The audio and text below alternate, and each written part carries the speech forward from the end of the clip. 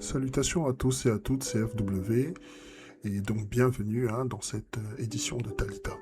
Alors avant de commencer, je voulais simplement te rappeler une fois de plus que en ce mois d'août, on rentre dans une pause de saison.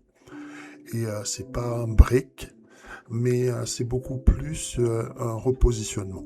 Donc là, on revient sur les retours aux fondations, c'est-à-dire les épisodes qui ont vraiment posé le socle de Talita. Je te parle donc de cet épisode-ci, que nous allons voir ensemble, c'est les 7 commandements de la matriarche. Parce qu'une matriarche, elle ne se reconnaît pas seulement à ce qu'elle porte, mais aussi aux lois spirituelles qu'elle accepte de respecter. Donc voilà, on se retrouve donc en septembre pour continuer notre matriarche dans les saisons. Et je te propose donc cet épisode-ci à revisionner pour pouvoir te repositionner et surtout t'équilibrer en cette saison estivale. À très bientôt. Blessings.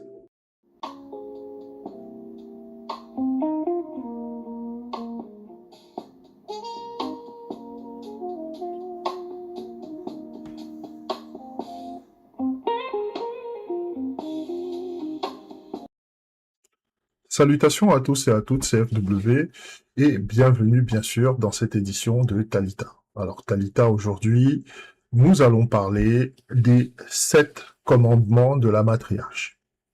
Alors c'est le retour de Talita après on va dire une première saison, enfin la dernière saison, c'est-à-dire 2025.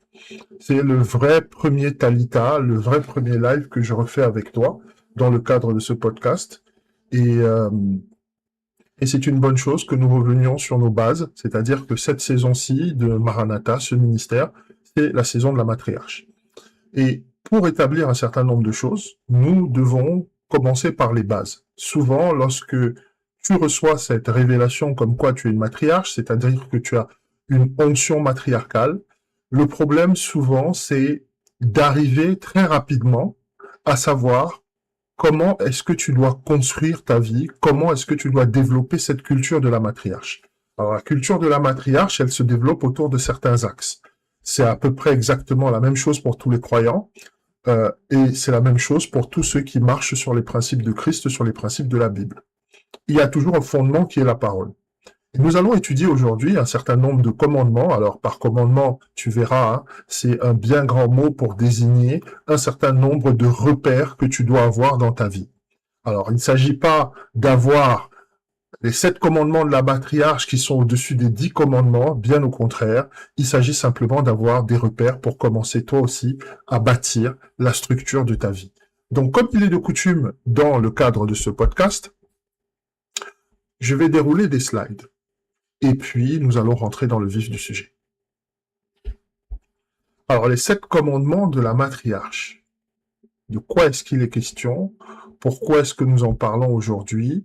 Et à quel point, en fait, il est important pour nous de comprendre exactement quels sont ces points-là et puis comment est-ce que nous pouvons changer notre vie, changer notre approche des choses au travers de ces 7 commandements-là. Donc, si tu es une matriarche, ce message doit te parler particulièrement.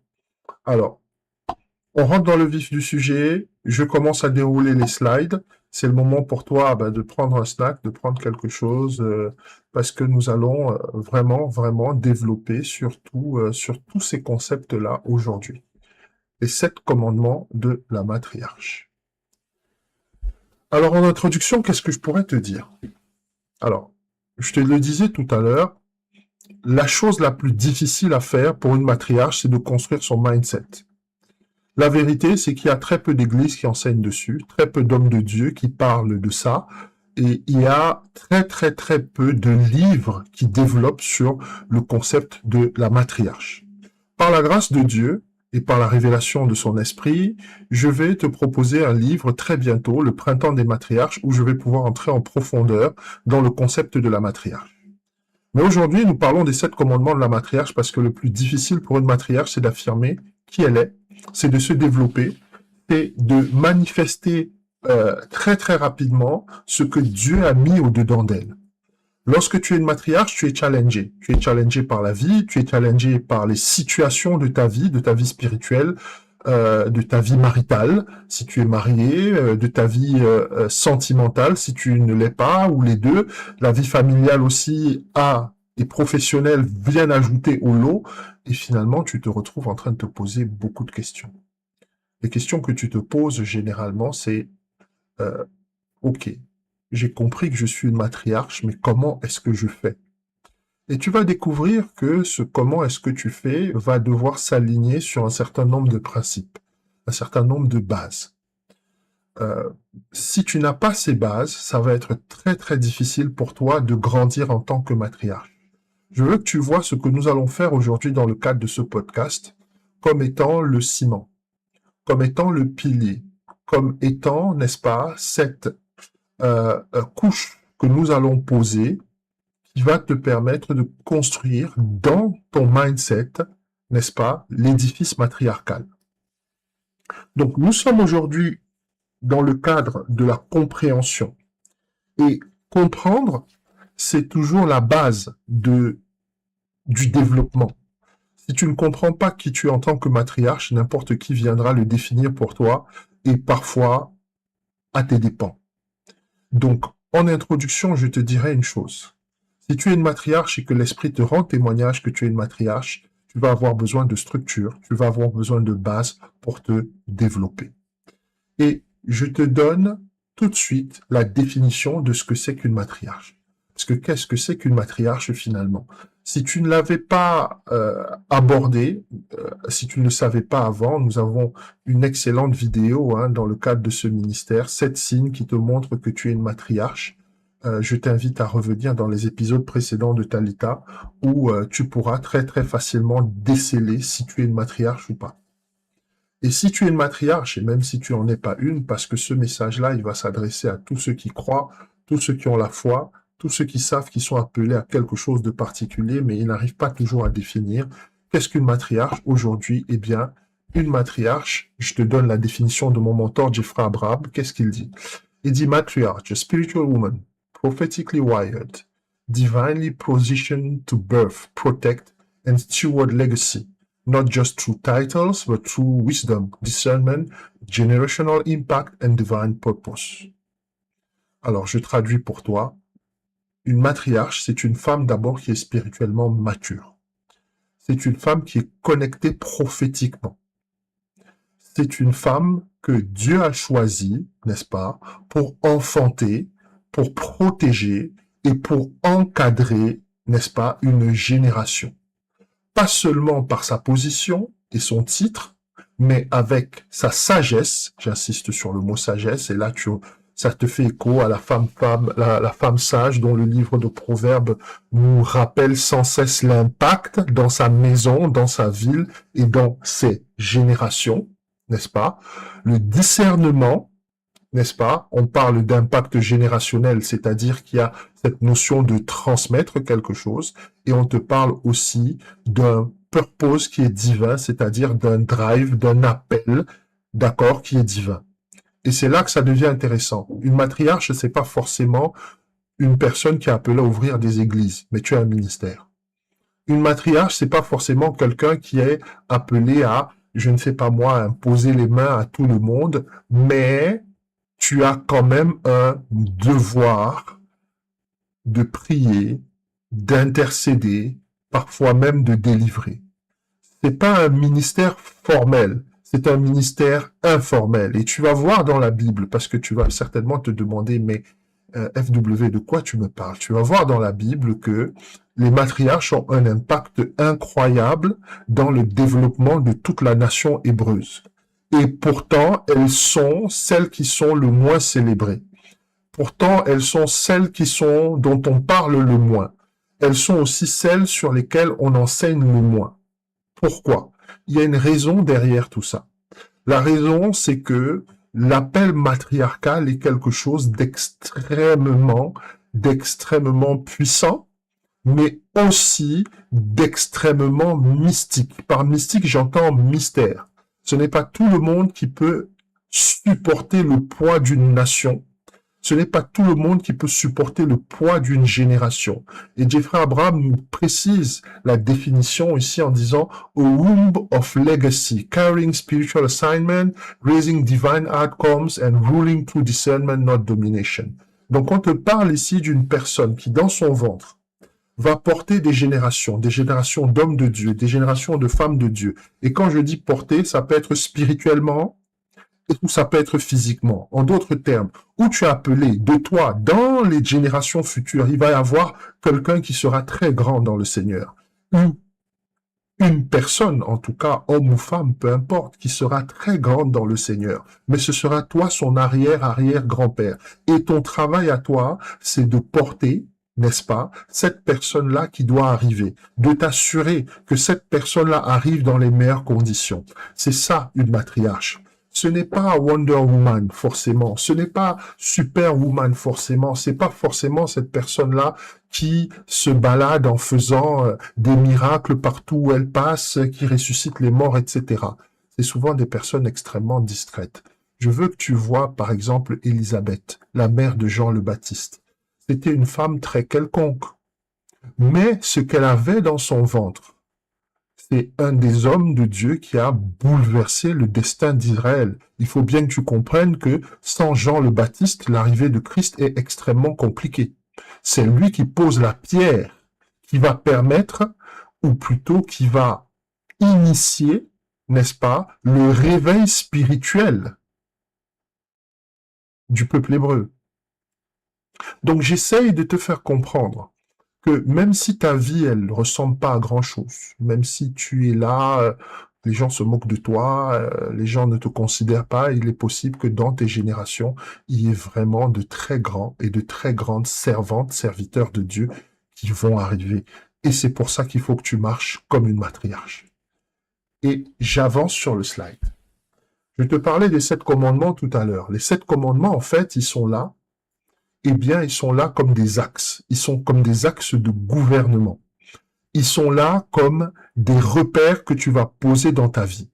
Ils sont là comme des espèces de GPS qui vont te permettre de marcher d'une certaine façon. Donc, lorsque je te parle de ces commandements, je répète encore, ils ne sont pas là pour remplacer les 10 commandements. Qu'on soit bien d'accord. Ils sont plus là pour te donner un certain nombre de points sur lesquels tu dois absolument construire ta vie en tant que matriarche. Et là, je te donne un récapitulatif des 7 commandements de la matriarche. Dans ces 7 commandements de la matriarche, il y a une partie qui est très très intéressante, et nous la voyons tout de suite, c'est la partie identité. Ensuite, nous allons voir la pureté, nous allons voir la procréation, nous allons voir le discernement, nous allons voir la transmission, nous allons voir l'ordre. Très très important pour une matriarche d'établir l'ordre. Tu verras ça lorsque tu avanceras dans ta spiritualité, que Dieu est un Dieu d'ordre et tu peux pas marcher avec Dieu sans marcher dans l'ordre. Il faut que ce soit bien clair. Et là, je te donne un élément qui est très très important et que tu dois absolument saisir, c'est celui de l'héritage. Ce sera le 7e commandement. Ça, c'est un descriptif sommaire, d'accord, des 7 commandements de la matriarche. Si tu veux avoir l'e-book, parce que j'ai un e-book où je détaille ce que nous allons voir ici dans les slides, sauf que tu l'auras dans un e-book. Il est disponible, il est gratuit, il est sur le site maranatadigital.org. Il faut simplement que tu regardes dans le descriptif de cette vidéo, tu vas voir un lien qui te permet de télécharger cet e-book pour t'imprégner un peu plus de cette notion de commandement. Donc, voilà le descriptif général. Si tu veux en savoir plus, s'il te plaît, regarde dans le descriptif de cette vidéo, n'est-ce pas, dans la description de cette vidéo, tu vas avoir un lien qui va te mener sur le site, c'est gratuit, n'est-ce pas, et tu pourras télécharger l'e-book avec les commandements. Et nous avançons. La première chose qu'une matriarche va devoir affirmer, c'est son identité. Et là, je te donne une parole. D'accord? On va dire quelque chose que tu dois garder dans ton esprit. Tu ne peux pas établir une génération si tu es encore en train de chercher qui tu es. Donc la première chose que tu vas devoir établir en tant que matriarche, c'est qui tu es comme matriarche. Il y a plusieurs types de matriarches. Nous avons déjà fait une vidéo dessus sur les différents types de matriarches. C'était plutôt un webinaire. On a parlé des différents types de matriarches dans le webinaire. Le printemps des matriarches, c'était l'année dernière. Et ce webinaire-là, bien sûr, est encore disponible dans le replay. Donc, va toujours sur Maranatha Digital, webinaire, et tu vas retrouver ce webinaire-là, le printemps des matriarches. Je le mettrai en descriptif de la vidéo après cette vidéo, puisque nous sommes en live et je peux pas le faire là tout de suite. Néanmoins, si tu ne connais pas ton identité, tu vas avoir beaucoup de problèmes pour te développer en tant que matriarche. Pourquoi je te dis ça? Parce qu'il va toujours y avoir des gens qui vont vouloir te définir à ta place. Et si tu n'es pas cette personne qui sait exactement qui elle est, tu vas découvrir que les gens vont se rapprocher de toi, ils vont t'utiliser, je précise bien t'utiliser, et puis une fois qu'ils t'auront utilisé, ils vont très rapidement se séparer de toi. Donc, pour savoir qui tu es, et là j'insiste, tu dois absolument savoir qui tu es en Christ. Toutes les matriarches se suivent, mais les matriarches se suivent et elles ne se ressemblent pas. Toutes les matriarches ne se ressemblent pas. N'essaye pas d'imiter, essaye plutôt d'initier. Je répète, n'essaye pas d'imiter. Arrête d'imiter les gens. Arrête d'être cette personne qui a vu, je ne sais pas moi, une vidéo d'une sœur en Christ qui a réussi à construire sa famille de telle façon et toi aussi tu veux aller faire la même chose. Ne sois pas cette personne-là qui fait les choses juste parce qu'elle a vu les autres faire. Si tu es dans ce logiciel-là, tu vas passer à côté de ton appel. Marie ne ressemble pas à Élisabeth. Élisabeth a Jean le Baptiste, Marie a Yeshua, et ces deux enfants-là sont radicalement différents, mais pourtant toutes les deux sont des matriarches, n'en doute pas. Donc j'essaye d'attirer ton attention aujourd'hui sur ça. Parce que si tu ne sais pas qui tu es, il va se passer un certain nombre de choses dans ta vie, et je développe là-dessus. Le premier commandement de la matriarche, c'est l'identité. Tu connaîtras qui tu es en Dieu et tu marcheras selon cette identité. J'insiste là-dessus. Et il y a une référence, Éphésiens 2.10. Nous n'allons pas lire pour des raisons de temps, mais je veux que ton esprit reste focus sur ce que tu dois retenir. Qu'est-ce que tu dois retenir? La première chose, c'est que tu ne te définis pas par ton passé.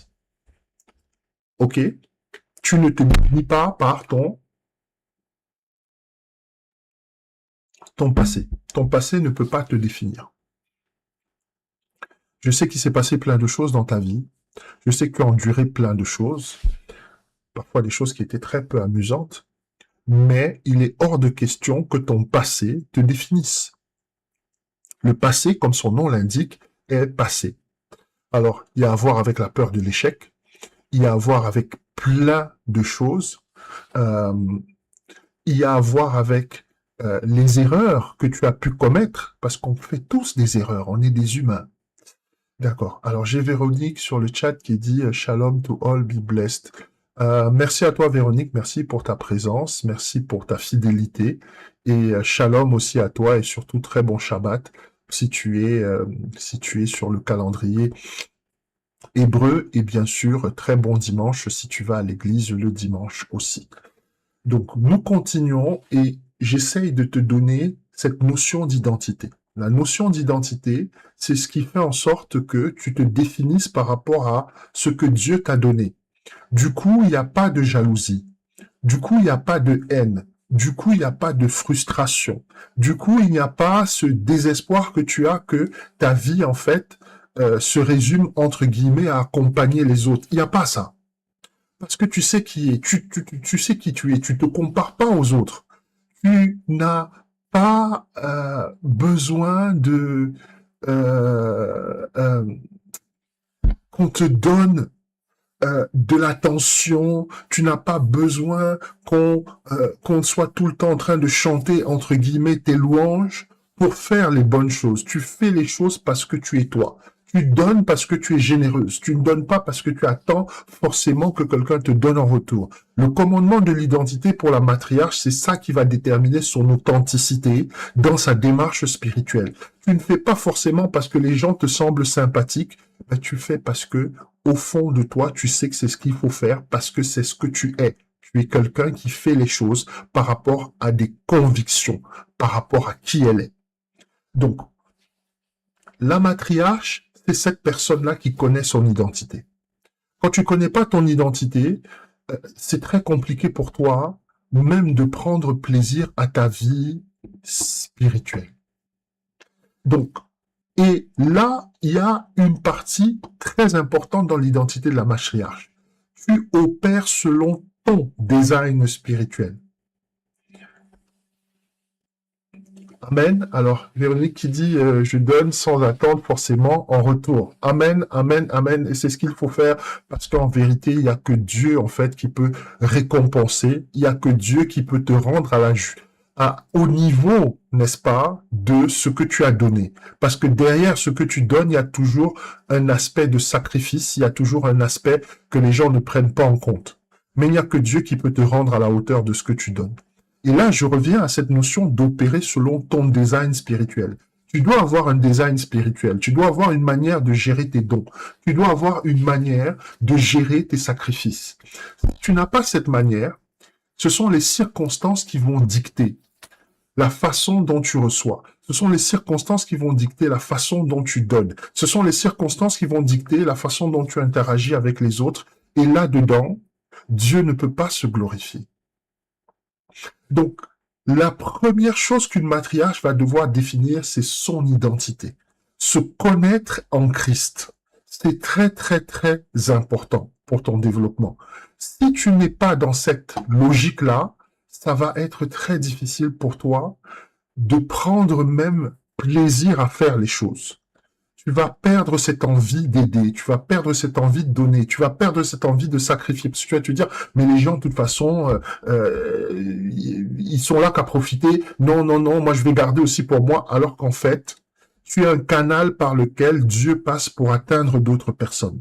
Ne vois pas juste ce que tu donnes comme étant de simples objets.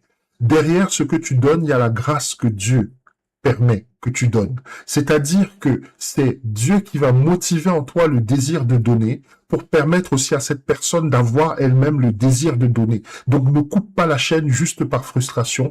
Connais ton identité, comprends qu'en tant que matriarche, tu es appelé à déplacer la grâce de Dieu vers des endroits parfois où un pasteur ne peut pas entrer. Des endroits parfois où un homme de Dieu ne peut pas entrer. Des endroits parfois où même parfois la Bible ne peut pas entrer. Mais toi, en tant que matriarche, surtout parce que tu es une femme, et nous savons que la façon dont une femme marche dans la société est très différente de la façon dont un homme marche. C'est-à-dire qu'il y a des endroits qui sont plus faciles pour toi d'accéder. Donc ne sois pas cette personne qui se cherche en termes d'identité. Connais Dieu, marche en Christ avec la notion comme quoi tu dois savoir qui tu es. Et si tu es cette personne qui n'arrive pas très bien à définir qui elle est en Christ, moi je te recommande une chose, c'est de rentrer dans le cadre d'une retraite. C'est de rentrer dans le cadre d'un moment où tu t'isoles avec Dieu et tu es vraiment dans la prière. Tu es vraiment dans la prière et tu dis à Dieu, Seigneur, j'ai vraiment envie de savoir qui je suis dans ta maison. C'est pas le moment de lui demander de résoudre tes problèmes de facture, de résoudre les problèmes avec les enfants, de résoudre les problèmes professionnels, etc., etc., etc. D'accord. J'ai Véronique sur le chat qui dit, c'est exactement ce que j'avais besoin d'entendre aujourd'hui. Amen, amen, amen. Sois béni, sois béni, sois béni, Véronique. Donc, je reviens sur cette notion-là d'identité. Savoir qui on est, c'est faire déjà un grand pas dans sa marche en Christ et aussi vers son développement spirituel. Donc, la matriarche ne se définit pas par son passé, je fais un récap très rapide, elle ne se compare pas aux autres, ni en termes matériels, ni en termes spirituels, ni en quoi que ce soit, parce qu'elle est un être authentique et original. Elle opère selon son design spirituel. Ok, elle fait pas les choses parce qu'elle a vu les autres faire et que c'est tendance actuellement. Oui, le caritatif, c'est super cool. Non, c'est pas son truc à elle. Elle se définit par rapport à son design, par rapport à ses convictions, par rapport à sa relation avec Dieu et avec l'esprit. Et là, nous avançons. Et là, je te parle de pureté. Et je te donne une parole qui va sous-tendre tout mon propos. Ce que tu ne purifies pas finira par te corrompre. Alors, derrière ça, quand on parle de pureté, il y a tout le monde qui voit toujours l'aspect moral des choses. Ok, moi je suis pas dans une optique de fustiger les gens par rapport à leurs fautes et leurs erreurs, ça m'intéresse pas du tout. Mais moi je suis en train de parler de la pureté dans tes pensées, la pureté dans ton cœur. Il y a certaines émotions négatives, il y a certaines pensées qui sont négatives, ça peut être des pensées où tu te dis ouais mais moi je vais jamais réussir, moi je vais jamais m'en sortir, mais c'est pas ce que la parole te dit. Ce n'est pas ce que la parole te dit. Si tu es une matriarche, ça veut dire que tu es appelé à réussir. Si tu es une matriarche, ça veut dire que tu es appelé à réussir. Maintenant, ce que la société te dit, c'est pas important. Ce que ton entourage même te dit, c'est pas spécialement important. Ce que les gens pensent de toi au boulot, dans la rue, dans le voisinage, c'est pas important. Mais ne garde pas au-dedans de toi ces pensées négatives. La plupart du temps, ce que les matriarches font, parce qu'elles ont une grande sensibilité, elles ont un grand cœur, elles ont tendance à épouser le message du monde extérieur, parfois même aussi à le valider. Pureté, ce que tu ne purifies pas finira par te corrompre. Ce n'est pas parce que tu reçois un message négatif que tu es une personne négative. Souviens-toi, Christ, son message a été reçu négativement par beaucoup. On lui a rendu un feedback négatif. Et je vais te dire la vérité. Si on compare l'époque de Christ, et là je veux que tu sois vraiment dans la révélation, si l'époque de Christ était la nôtre actuellement, on se baladerait sur la page officielle de Christ et il y aurait toutes sortes d'insultes. On se baladerait sur la page de Christ, il y aurait toutes sortes de revues négatives. À son époque, on disait qu'il chasse le démon par Belzébuth. On disait toutes sortes de choses de lui, qu'il était un gourou, que la secte des Nazaréens, etc., etc. J'essaye de te dire une chose, et c'est pareil pour les matriarches. La plupart du temps, elles sont jugées très, très durement. Mais elles sont jugées très durement parce que personne ne les comprend. Mais ce n'est pas parce que personne ne les comprend qu'elles ne sont pas des personnes que Dieu a appelées et que Dieu a choisies. Donc je développe le commandement de la pureté. Tu vas garder ton cœur, tu vas garder tes motivations et tes visions dans la pureté. C'est pas parce que il y a quelqu'un qui n'est pas d'accord avec ce que tu penses, qui n'est pas d'accord avec ce que tu dis, qui n'est pas d'accord avec ta manière de voir les choses. Protège ton cœur. Protège tes motivations. Protège ta vision. Et là, j'insiste sur quelque chose de super important quand je dis protège. Ce n'est pas tous tes projets que tu dois partager avec tout le monde. Alors, je sais que tu as, quand tu as un projet où Dieu t'a révélé quelque chose, il y a un enthousiasme, il y a quelque chose qui se passe au-dedans de toi et tu te dis, oui, il faut que je partage avec tout le monde. C'est pas comme ça que ça marche. Il faut partager avec ceux vers qui Dieu t'appelle à partager. J'essaye de te faire comprendre aujourd'hui qu'en tant que patriarche, tu as un moteur au-dedans de toi. Ce moteur-là, c'est ton cœur. Si ce moteur-là vient à être touché, tout le reste ne fonctionnera pas. C'est comme une voiture, c'est pareil. Le jour où le moteur est touché, tu auras beau tourner la clé dans le contact, la voiture, elle va pas avancer. Peut-être même qu'elle va même pas démarrer. Donc, ce moteur, tu dois le protéger. Et ce qu'il faut savoir, et là, c'est très important, ton cœur est un autel, pas un dépotoir. Pourquoi je te donne cette parole-là? Ton cœur est un autel, pas un dépotoir. Si tu es une matriarche, effectivement, tu as un grand cœur, donc forcément, il y a beaucoup de gens qui vont venir vers toi. Et ces gens-là vont avoir tendance à te raconter leur vie, raconter leurs problèmes, raconter leurs difficultés. Ils viennent auprès de toi pour prendre conseil, très souvent, parce que les matriarches sont ces personnes-là qui sont toujours de bons conseils. On ne sait pas pourquoi, mais elles ont toujours le bon mot, elles ont toujours la bonne parole, elles ont toujours le bon encouragement, etc., etc. Ça, c'est une matriarche. Attention, ton cœur est un autel, pas un dépotoir. L'empathie doit être encadrée par la sagesse. L'empathie doit être encadrée par la sagesse. Qu'est-ce que je suis en train de te dire?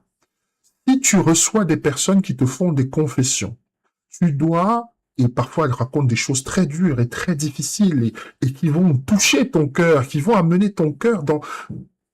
Tu sais, tu vas ressentir leur tristesse, tu vas peut-être ressentir leur amertume, tu vas ressentir toutes leurs difficultés, tu vas te dire, ah, c'est pas possible de vivre comme ça, c'est pas possible de traverser ces choses-là, non mais, etc., etc. Fais attention, fais attention.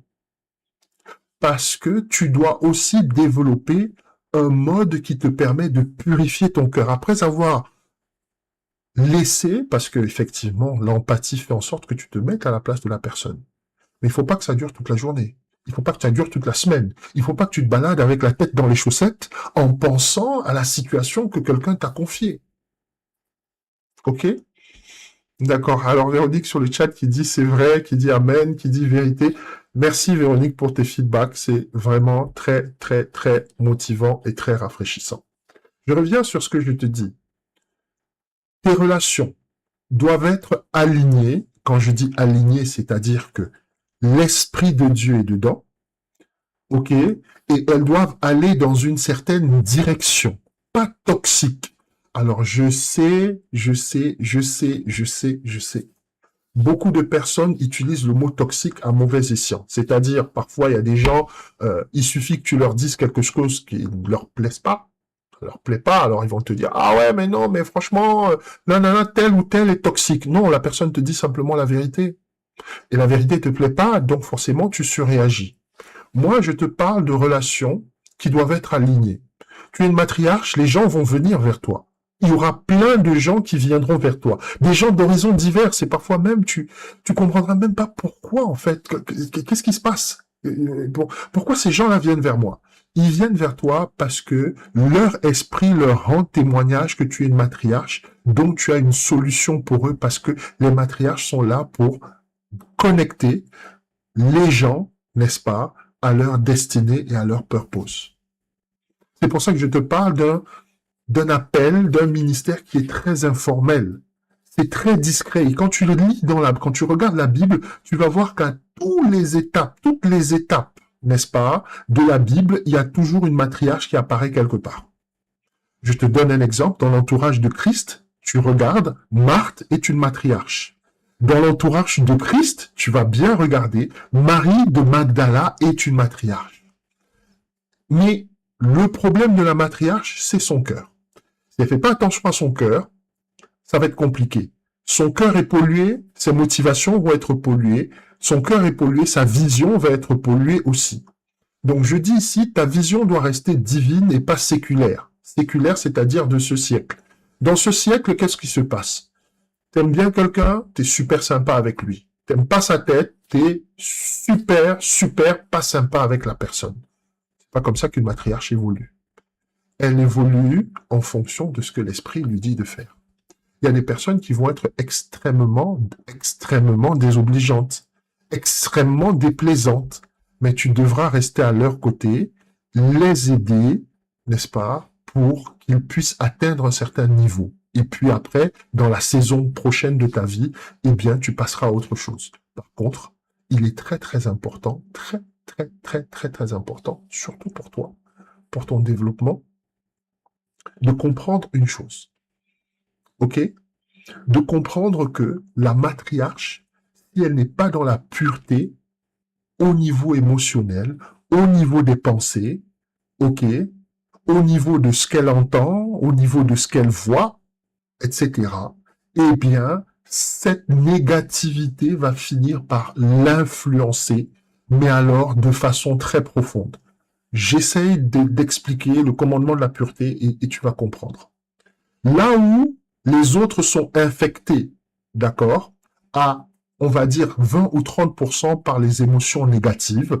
Toi, c'est de l'ordre du 70, voire 80%. Donc, il faut faire très attention à savoir purger ces émotions de ton cœur.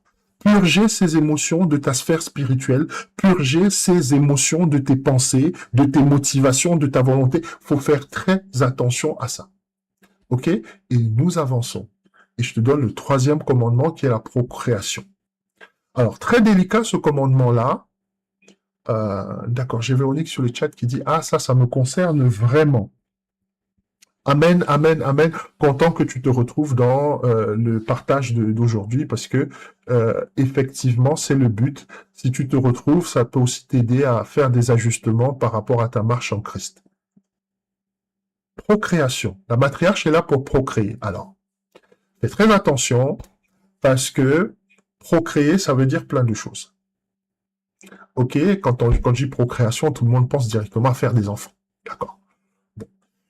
Alors, faire des enfants, il faut comprendre ce que c'est qu'un enfant. L'enfant, c'est l'aboutissement d'un projet. En fait, c'est ça qu'est un enfant. C'est l'aboutissement d'une promesse. Mais la matriarche, généralement, est une femme qui a beaucoup de projets. Elle fourmille de projets. Elle a plein de choses dans sa tête qu'elle pense qu'elle peut faire, etc. Parfois, elle comprend même pas parce qu'elle a des idées sur des trucs où elle se dit, ouais, mais pourquoi en fait mon cerveau, il réfléchit sur ça? C'est pas ton cerveau qui réfléchit. C'est ton esprit. Ton esprit est connecté à beaucoup de choses au niveau du royaume de Dieu et notamment à sa connaissance et à sa sagesse. C'est pour ça que quand je parle de procréation, et je dis ici, ce que Dieu te montre n'a de valeur que si tu l'enfantes. Tu peux faire des rêves incroyables, hein, où Dieu te montre vraiment la vie dont tu rêves. Tu peux avoir des révélations, mais tellement profondes, où l'Esprit de Dieu t'amène à avoir un certain nombre de vérités et de compréhension des Écritures incroyable. Même par rapport à la vie des autres, hein, pas seulement par rapport à ta propre vie, tu as des révélations, etc. Mais la matriarche, souvent, elle a 10 000 révélations, elle a 10 000 projets, elle en réalise qu'un seul. Et quand je dis qu'un seul, ça c'est quand il y a vraiment, vraiment la grâce de Dieu, hein, parce que autrement c'est zéro. Beaucoup dans la tête, beaucoup dans le cœur, beaucoup dans le ventre, mais dans la maison, pas grand-chose. Et je dis ici, ce que Dieu te montre n'a de valeur que si tu l'enfantes. Je ne suis pas en train de parler, bien sûr, tu l'as compris, d'enfantement au sens physiologique du terme, mais c'est beaucoup plus au sens d'abord spirituel du terme. Regarde une matriarche, comme Sarah, n'est-ce pas? On dit la mère d'une nation, mais elle a fait qu'un enfant, dans le fond. Elle n'a fait qu'un enfant. La femme d'Abraham n'a fait qu'un enfant. Pourtant, c'est une matriarche. J'essaye de te faire comprendre ça pour que tu réalises en fait que la procréation va au-delà de la simple sphère d'aller à la maternité et de concevoir. Ok, au-delà du nombre d'enfants. C'est pas le nombre d'enfants que tu as qui détermine si tu es une matriarche. Tu as beaucoup de projets, tu as beaucoup de choses que tu as envie de faire, beaucoup de choses que tu as envie de réaliser et malheureusement tu n'y arrives pas. Et là, je t'explique que tu enfanteras et tu achèveras ce que Dieu t'a confié. Ça doit être une motivation pour toi. Arrête d'abandonner des projets chaque fois. Le problème, c'est que tu lâches trop vite prise.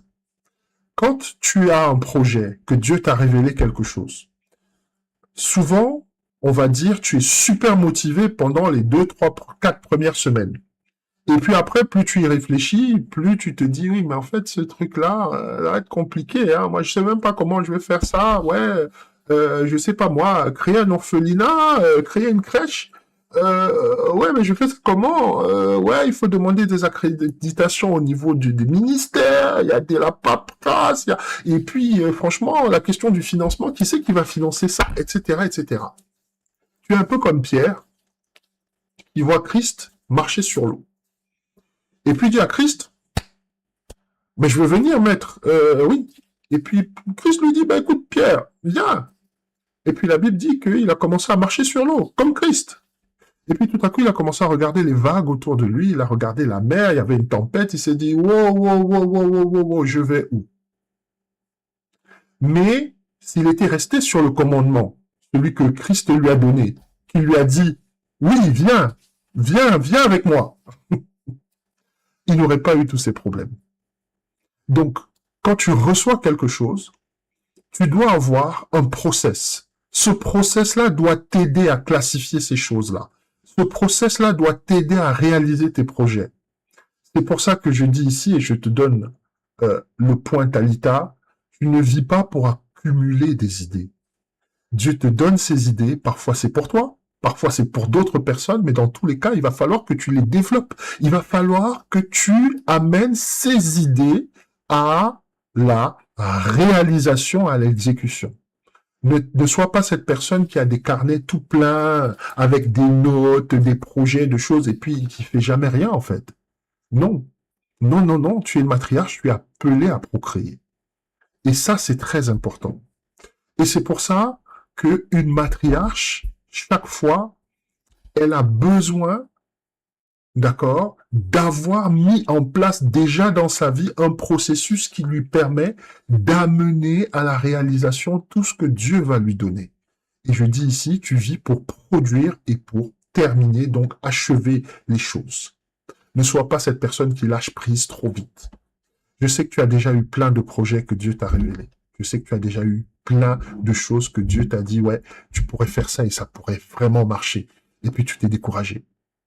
Et puis à un moment, il y a toujours une bonne copine qui t'a dit, ouais, mais ton truc là, ouais, mais t'es sûr que, etc., etc., etc. Mais t'avais pas à avoir cette discussion avec ta copine.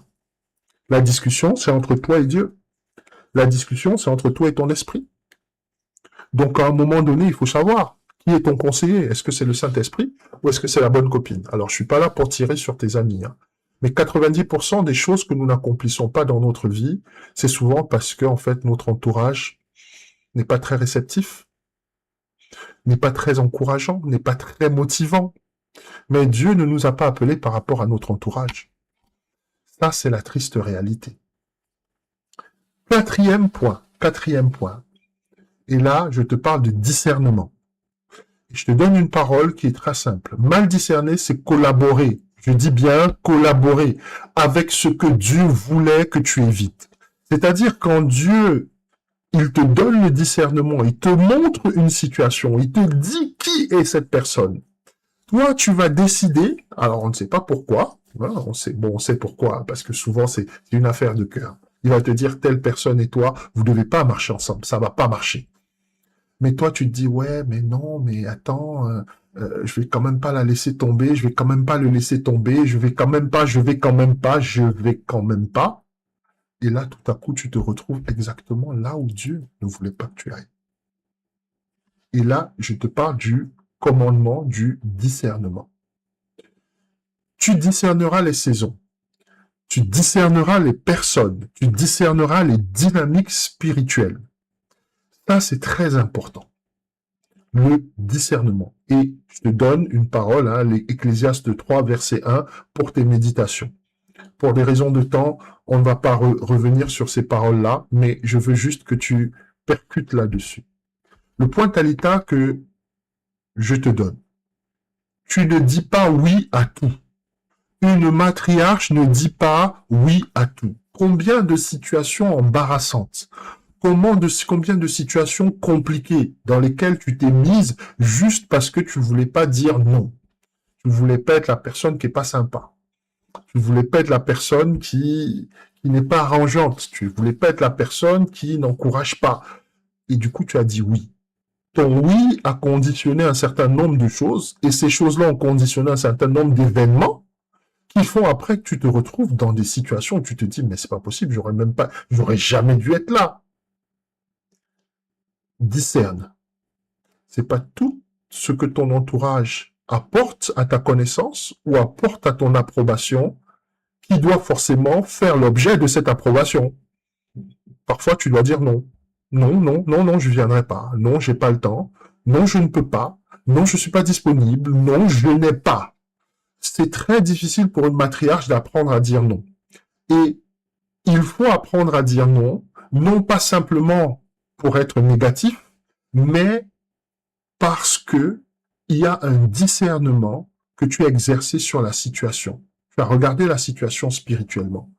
Tu l'as retourné dans tous les sens. Ça te demande de prendre du recul par rapport à la situation. On t'appelle aujourd'hui, ah oui, je ne sais pas moi, il y a, je sais pas, un déménagement, il faut absolument que tu viennes donner un coup de main, etc., etc. D'habitude, tu aurais déjà, tu sais, pied au plancher, oui, non, mais il n'y a pas de souci, je suis là dans un instant. Non, c'est pas comme ça que ça marche. Je ne suis pas en train de décourager la générosité, mais d'encourager la sagesse aujourd'hui. La plupart des matriarches se font souvent avoir par des personnes qui se comportent carrément comme des parasites, parce que, en fait, pas de discernement. C'est le cœur qui parle chaque fois. Et chaque fois, ces mêmes personnes vont utiliser les mêmes arguments, toujours pour vous culpabiliser, toujours pour vous faire réagir, toujours pour vous faire croire que il n'y a que vous qui pouvez résoudre le problème. Mais c'est faux. Il n'y a qu'un seul nom qui nous a été donné pour nous sauver, hein, c'est Christ. Le poste de sauveur du monde est déjà occupé par Christ. Alors, parfois, Christ délègue parce qu'il va nous utiliser aussi pour aider les gens, mais dans l'ensemble, c'est d'abord Christ. J'essaye de te dire ça pour que tu ne portes pas le poids du monde sur tes épaules. Et ça, c'est souvent ce que les matriarches, elles font. Elles portent le poids du monde sur leurs épaules. Chaque fois que quelqu'un a besoin de quelque chose, c'est vers elle qu'on se tourne. Parce qu'on sait qu'elle est de bonne écoute, parce qu'on sait qu'elle est toujours disponible, parce qu'on sait qu'elle est généreuse.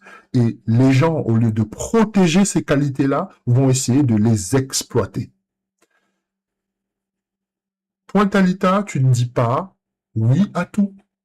Tu sais attendre autant que tu sais agir.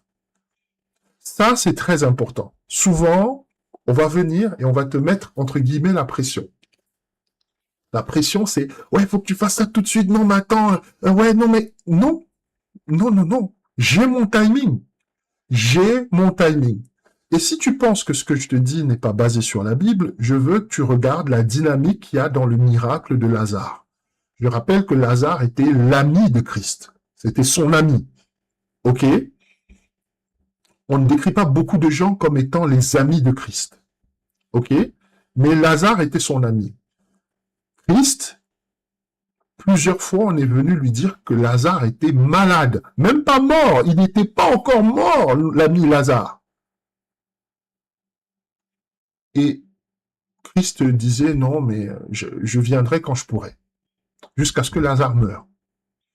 Et quand Christ se présente enfin sur, sur les lieux, il y a Marthe qui lui fait la remarque en disant, mais attends, il est mort, son corps commence même déjà à sentir, son corps, ça sent mauvais, quoi, tu veux dire, le processus de putréfaction est déjà même entamé.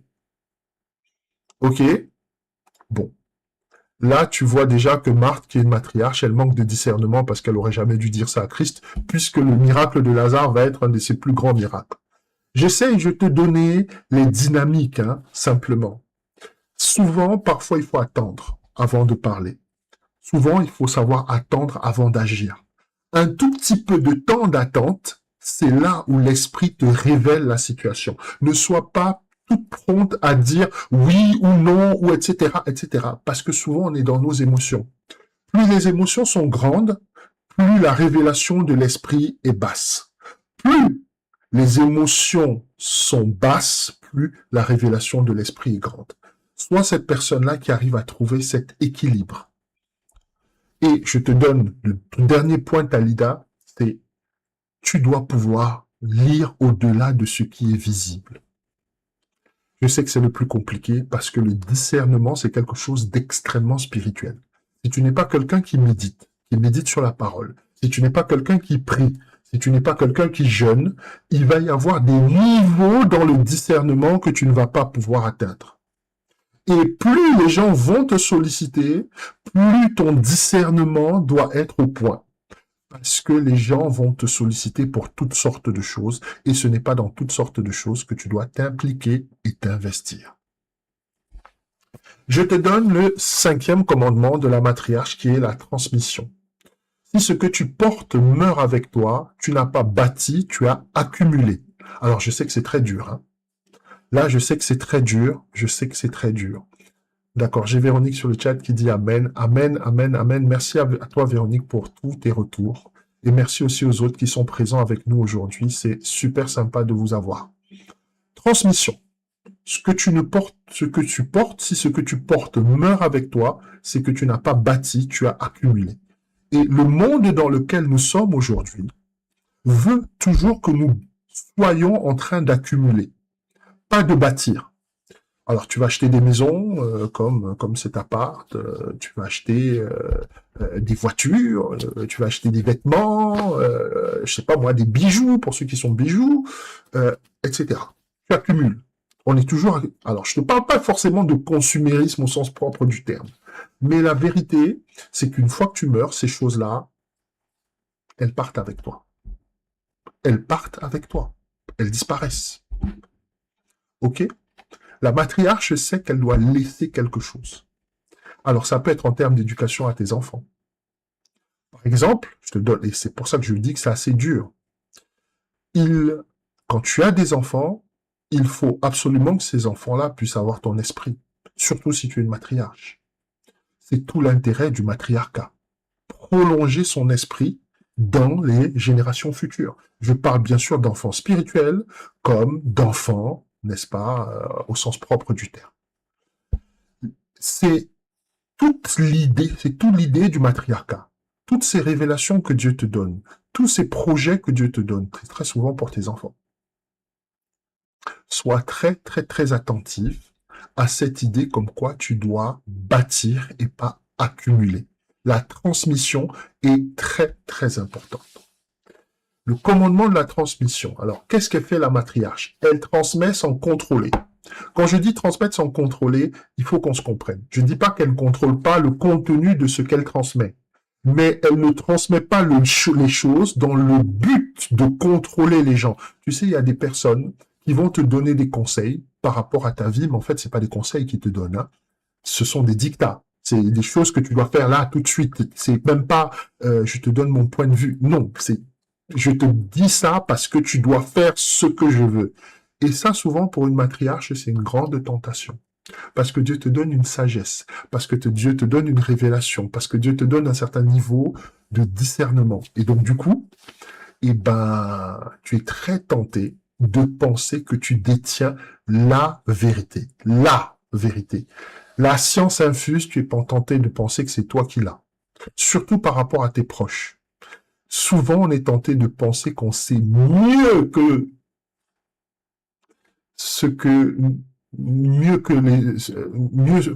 on est tenté de penser qu'on sait mieux pour les autres ce que réellement euh, ils veulent pour eux-mêmes.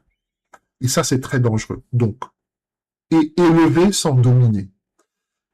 C'est la même chose. Encadrer les gens ne signifie pas avoir la main mise sur eux et qu'ils soient comme des pions sur un échiquier que tu déplaces, etc., etc. Non, non, non, non, non. Et là, je te donne pour référence 2 Timothée 2:2. Alors, ce qu'il faut retenir, tu ne gardes pas pour toi. En d'autres termes, Dieu ne te met pas tous ces gens autour de toi pour que ce soit toi qui pilotes leur vie. Tu es là pour leur donner la sagesse, tu es là pour leur donner le discernement, exactement comme une maman fait avec ses enfants. Elle te donne une éducation, elle t'élève, elle t'encadre pour qu'après tu puisses voler de tes propres ailes. Le but, c'est pas qu'elle puisse voler à ta place ou encore qu'elle dise ouais, mais non, mais il faut tourner à gauche, il faut... Non, non, non, non, non, non, non. C'est pas comme ça que ça marche. Tu formes, tu élèves, tu délègues. Ça, c'est parfois difficile pour une matriarche, apprendre à déléguer. Et du coup, on se retrouve, tu es dans la maison, tu as plusieurs enfants, ou tu as plusieurs personnes qui sont dans la maison, mais c'est toujours toi qui fais tout. Toi qui fais tout parce que tu veux pas déléguer. Tu veux pas déléguer parce que c'est jamais assez bien fait. Mais ce sera jamais assez bien fait si ces personnes ne montent pas en compétence. Je te prends des choses vraiment très, très, très, très simples comme la vaisselle ou le ménage, etc., etc. On voit des matriarches, elles ont des grands enfants dans la maison, mais c'est toujours elles qui passent le balai, qui passent la serpillière, qui sont au four et au moulin, etc., etc., etc., parce qu'elles se disent, ouais, mais ça va jamais être bien fait si c'est un tel qui fait. Mais c'est en force de faire que cette personne devient meilleure. si tu ne lui donnes pas l'opportunité, si tu ne délègues pas, et c'est là que je parle de commandement de la transmission, c'est-à-dire que tu lui apprends à faire, tu lui montres comment faire, tu transmets donc ce savoir-là, et puis tu laisses ce savoir évoluer dans la personne en l'encadrant, en l'encourageant, en motivant, etc. Mais à aucun moment, tu ne te substitues à la personne pour faire à la place de cette personne ce qu'elle doit faire. Tu n'es pas là pour vivre leur vie à leur place, tu es là pour permettre aux gens de grandir. Et je dis ici, tu construis des porteurs, pas des dépendants. Et ça, c'est très important. Parce que ces personnes à qui tu vas transmettre, eh bien, ils vont transmettre à leurs enfants. Moi, je peux te donner un exemple très simple parce que j'ai été encadré pratiquement par des matriarches. C'est quand j'ai grandi spirituellement que j'ai compris que Dieu m'a permis de vivre aux côtés de matriarches, que ce soit ma mère ou ma grand-mère, toutes des matriarches. Et c'était des personnes, effectivement, qui avaient du mal à déléguer. Beaucoup de mal à déléguer. Et c'est avec le temps et avec beaucoup de patience que on est arrivé à certaines concessions à ce niveau-là. Donc, moi, je te donne ces éléments aujourd'hui parce que transmettre, c'est très important, sinon tu vas perdre beaucoup d'énergie. Ce qui nous amène à l'autre commandement, le 6e, l'ordre. L'onction sans l'ordre produit de la dispersion et de l'injustice. Et je vais même ajouter de la frustration. Tiens, je vais mettre la frustration là-dedans. Plus tu es frustré dans ta vie, en tant que matriarche, sache qu'il y a un manque d'ordre. Alors tu vas me dire, mais FW, de quoi tu me parles? Moi, je suis quelqu'un de très ordonné, je suis super carré, chez moi, c'est super propre, il n'y a pas un grain de poussière, tout est à sa place, j'aime bien quand tout est rangé. C'est pas de cet ordre-là dont nous parlons aujourd'hui. C'est pas du tout de cet ordre-là dont nous parlons. Alors, je développe et tu vas comprendre. Le commandement de l'ordre. Tu établiras l'ordre, la discipline et la structure dans ta vie. Ok? 1 Corinthiens 14-40, n'est-ce pas? Dieu est un Dieu d'ordre, etc., etc. Le point Talita que je fais par rapport à l'ordre. Première chose, c'est la gestion de ton énergie. Tu vois, j'en parlais tout à l'heure avec le ménage où tu essayes de toi-même tout faire, etc., etc. Tu as de grands enfants, ils sont tout à fait capables de faire. Alors, au début, ils vont pas faire parfaitement, mais si tu es dans le désordre, tu vois, là pour la peine, tu vas essayer de faire l'ordre toi-même alors que normalement, tout doit être délégué. Ça s'appelle de l'organisation du travail dans une maison. Ça marche dans la maison, ça marche aussi dans la famille. Il y a, je ne sais pas moi, alors je ne sais pas comment ça se passe dans toutes les familles, mais dans la mienne, souvent, les personnes se retrouvent à certains moments de l'année pour passer, je ne sais pas, les fêtes ensemble, ou parfois des vacances ensemble, etc., etc. Mais il ne faut pas que ce soit toi qui te retrouves en train de faire tout pour tout le monde. C'est pas comme ça que ça marche. Oui, tu es une matriarche. Oui, tu es très capable. Oui, tu as de l'énergie. Oui, tu as du talent. Oui, tu as des capacités. Tu es motivé. Mais non, tu dois gérer ton énergie. Tu dois gérer ton énergie. Tu dois structurer ton temps. Il est anormal que tu passes toute une journée à faire la cuisine, alors qu'en fait, normalement, si tu avais bien organisé les choses, tu n'en aurais eu que pour une matinée. Et encore sans trop te fatiguer parce que tu as délégué, parce que tu as mis de l'ordre. Ok? Discipline et ordre. Et quand tu structures ton temps, tu élimines le chaos. Tu vois, ça évite que tu t'écroules comme ça en fin de journée, tu t'endormes, et puis tu te réveilles super de mauvaise humeur. Ah ouais, mais non, mais j'ai trimé toute la journée hier, franchement, j'espère qu'aujourd'hui ce sera pas pareil. C'était déjà pas censé être comme ça hier. C'est simplement parce que l'ordre n'est pas arrivé. Et tu vois, je te parlais tout à l'heure de frustration. La frustration arrive toujours quand tu fais les choses en dehors de ce qui est prévu. L'ordre est très important. Tu as reçu, tu transmets, tu délègues et les gens font. Donc tu dois penser plus supervision que exécution. Les généraux, à un moment, ils ne sont plus sur le champ de bataille, ils sont devant leur carte d'état-major en train de stratégiser. Et je veux qu'en tant que matriarche, parce que par définition, une matriarche a plein d'enfants, même si ce ne sont pas les siens, tu vas avoir plein d'enfants autour de toi. Apprends à déléguer. Apprends à dire, ah, un tel, toi, tu t'occupes des courses. Un tel, toi, tu fais ça. Un tel, toi, tu fais ça. Et ça, là, ça va créer une dynamique dans ta vie où il y a un certain ordre, il y a une certaine structure qui va se mettre en place. Et donc, tu vas éliminer le chaos. Quand je parle du chaos, c'est Ouais, aujourd'hui, je suis super motivé, je vais faire de la bouffe pour tout le monde, etc. Demain, je suis pas motivé, me parlez pas, tout le temps, c'est moi qui fais tout dans la maison, etc. Ça, c'est le chaos, tu vois. Il n'y a pas vraiment d'harmonie. Si tu es de bonne humeur, ça se passe super bien. Si tu es de mauvaise humeur, ça se passe super mal. Et ça, c'est pourquoi? Parce que tu es frustré. Tu es frustré pourquoi? Parce que cette notion d'ordre, cette notion de transmission, elle n'y est pas. Et je continue. Et là, on est à la fin. De quoi je te parle ici? Je te parle de l'héritage. Une matriarche pense toujours en termes de ce qui va rester après elle. Tu vois, ça rejoint un tout petit peu ce que je te disais tout à l'heure en termes de transmission.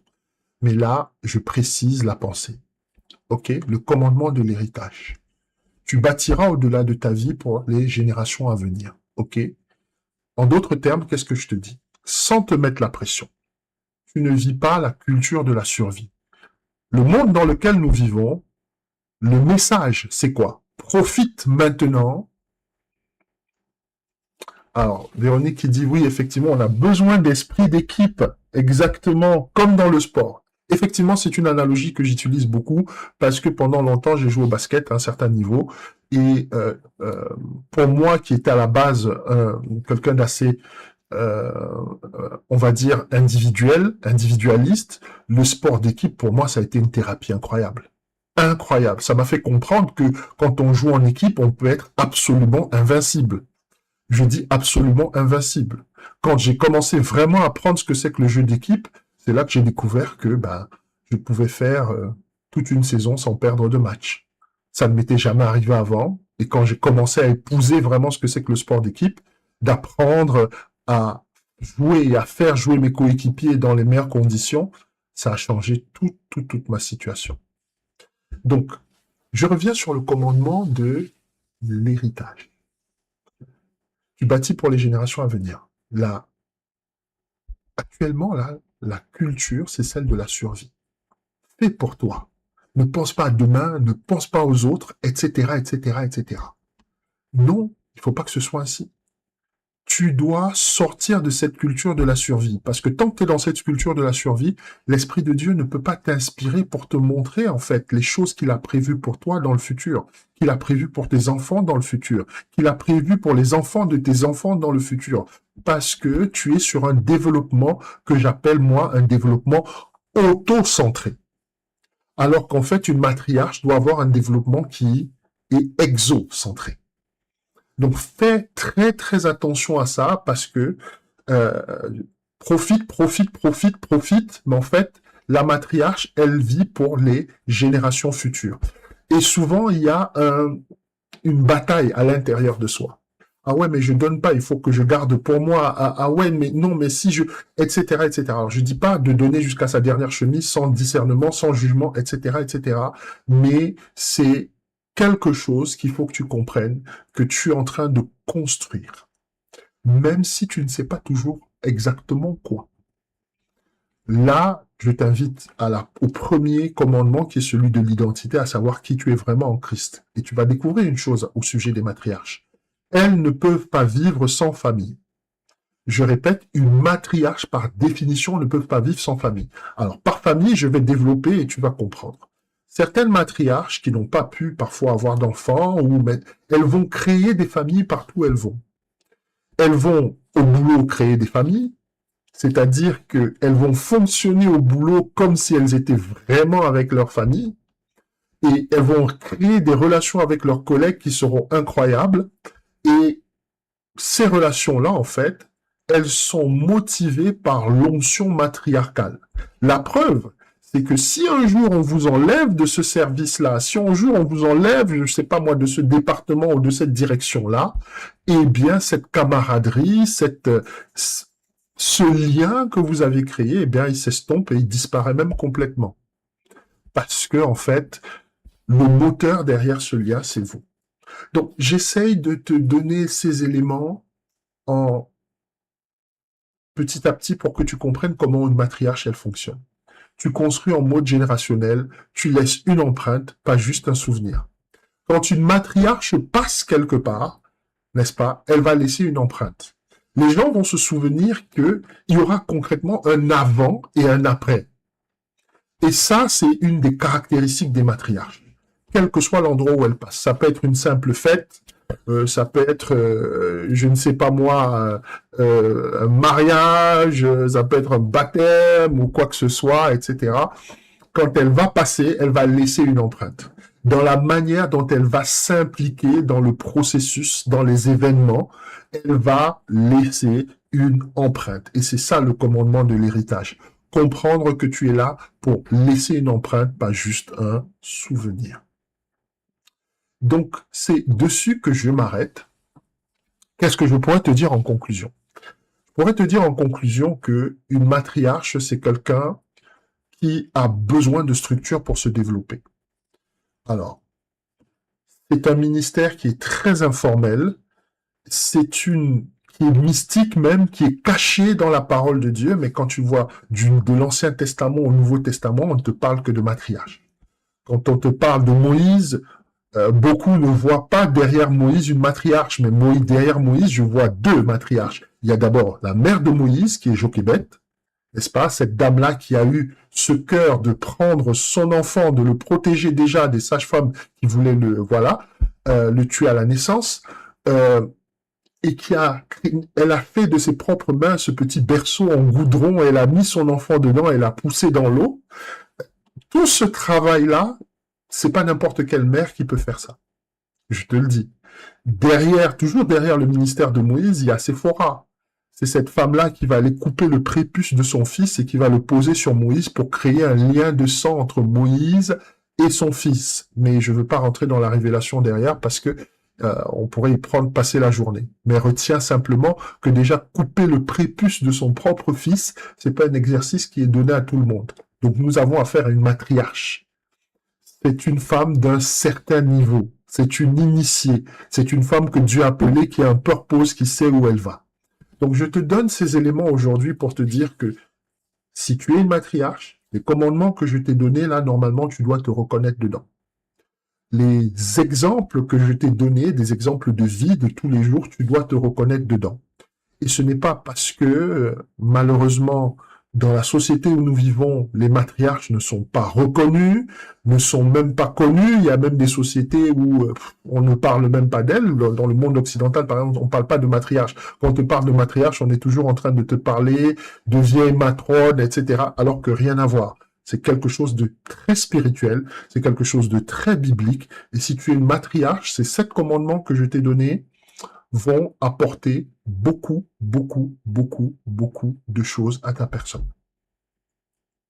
Toujours dans ce cadre-là de la matriarche, si tu es intéressé, il y a des formations que je propose par rapport aux matriarches. C'est en lien dans le descriptif. On a un entretien, etc., etc., etc. Si tu es intéressé par le concept de la matriarche et tu veux en savoir plus. Toujours dans le concept de la matriarche, j'ai mon livre qui est en préparation, qui est le Printemps des matriarches, où toutes ces choses que j'évoque au long des vidéos, j'ai rassemblé tout ça et j'espère par la grâce de Dieu pouvoir le mettre à disposition pour le mois de mai, fin avril, ou certainement ce sera le mois de mai, beaucoup plus le mois de mai que fin avril parce que j'ai pas mal de travail en retard. Donc voilà ce que je pourrais te dire aujourd'hui dans le cadre de cette édition de Talita en ce qui concerne les matriarches. Alors si l'émission, ou en tout cas le podcast, ça t'a parlé, ça t'a plu, tu t'es retrouvé dedans, n'hésite pas à liker et puis à laisser un commentaire, il n'y a pas de souci. Et voilà. Avant de partir, je souhaiterais qu'on puisse faire une prière très rapidement, que tu puisses simplement dire « Seigneur, j'ai entendu ta voix, je sais que je suis une matriarche, aide-moi à marcher dans ces 7 commandements, aide-moi à développer ces 7 commandements dans ma vie pour pouvoir établir dans ma vie ta parole, tes principes et surtout marcher selon ton esprit, selon ta volonté. Au nom de Yeshua, j'ai prié. Amen. Et j'en profite pour faire une annonce rapide, ce dont je te parlais tout à l'heure. En termes de coaching, je propose un coaching qui s'appelle Matriarch Code. Si tu es intéressé par du coaching, etc., il y a l'adresse sur le site, www. maranatadigital.org/coaching, etc., etc., etc. Donc, tu peux nous rejoindre dessus.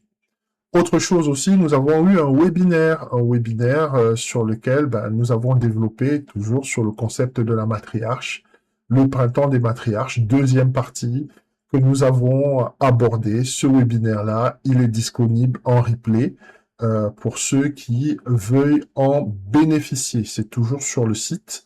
Et là, cette fois-ci, ce sera maranatadigital.org/webinar. Il faut aller tout en bas, dans les replays pour pouvoir récupérer ce webinaire-là. Donc, voilà. Alors, j'ai Véronique qui dit Amen, qui nous me remercie. Mais sois béni aussi abondamment, Véronique. Merci pour ta présence, merci pour ta fidélité. Et c'est sur cette note-ci que nous allons nous quitter, les amis. On se retrouve la semaine prochaine, même endroit, même chaîne, pour une autre édition de Talita. À très très bientôt.